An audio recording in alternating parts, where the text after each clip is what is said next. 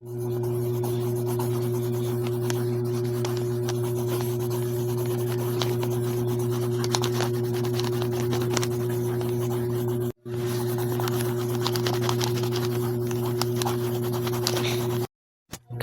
moments, number 1. Naglalaro kami ng mga tropa ko nung time na to. Naglalaro kami nun gamit ng Nerf gun na hiniram ko lang.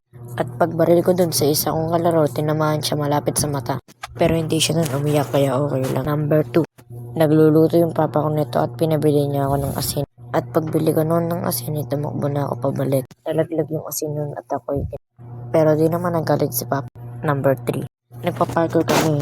Yung pagtalong ko ay sumabit yung paa ko sa alambre. Yung alambre ay medyo may kalawang pa kaya kinabahan ako. Tumakbo ako sa bahay at pumunta sa CR para hugasan yung paa ko. Ito yung first animation ko guys. Sana magustuhan nyo.